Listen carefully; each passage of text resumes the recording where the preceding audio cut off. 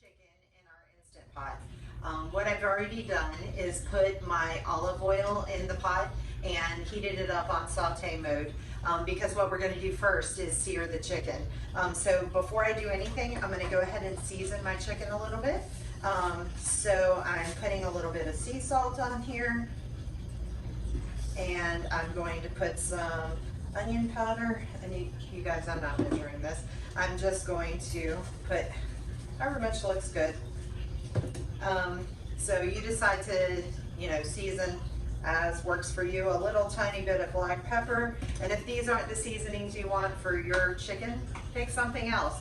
This is Italian seasoning, so it's got kind of a blend of basil and oregano and rosemary. All right, so I'll flip it over and do a little bit more with trying not to touch my stuff very much. I did also beforehand, I washed my chicken off, rinsed it off, and patted it dry. I've seasoned both sides of the chicken, so I'm gonna carefully put it down in here. And I'm gonna let it sear on this side for about a minute. And then I'm gonna use some tongs to flip it over and see it's popping, so stay a little bit back, and then let it sear for about a minute on the other side.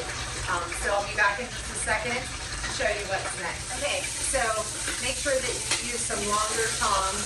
It will be hard to flip it over. And then go ahead and sear on the other side. I did want to point out that after you've used your seasonings on the back side, you need to make sure that you wipe them down to get any chicken juice off of your seasoning. That way you don't contaminate anything else you might use later. So I'm going to let that sear for another minute, and then we'll move on to the next step. Okay, I'm ready to remove my chicken, and I was having a hard time doing it. So I've got tongs and a fork. I'm going to put it right here on my plate so that I can do the next step. I did have to get a bigger tong. Some people recommend doing it on the stove in a pot.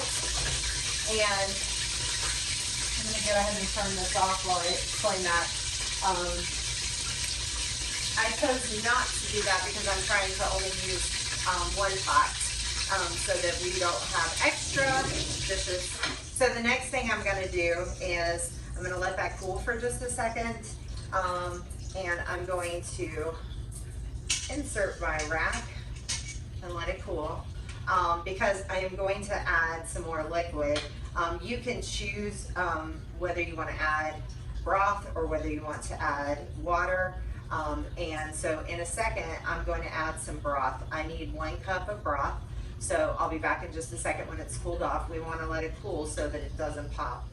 Okay, my original plan was to use water and to drain this oil out, but I decided because so much of the seasoning is in there that I didn't want to do that. So I switched it out for chicken stock and 1 cup of that. So I am going to go ahead and pour it, and I'm going to hope if I pour it slowly it doesn't pop too much.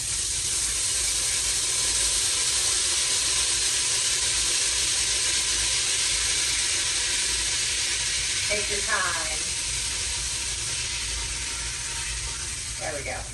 All right, and so the next thing we're going to do is go ahead and put our chicken back on the rack in here. I hope that it's going to let me use the tongs and the fork to get it back on the rack. Now, you have to do a little bit of math here because this chicken needs to cook for 6 minutes per pound of your chicken plus 2 minutes. So 6 times 5 is 30. Plus the half pound is 3 minutes. So we're going to do 33 minutes plus 2 additional minutes. So we're going to set our pot for 35 minutes on manual high pressure. Feeling. All right. When it is finished, we are going to let it release naturally for at least 15 minutes. And then you can go ahead and open up your pot and do what you would like to do with it. If you want it nice and browned, you can set your oven to broil and put it on a cookie sheet or in a pan and let it brown in your oven.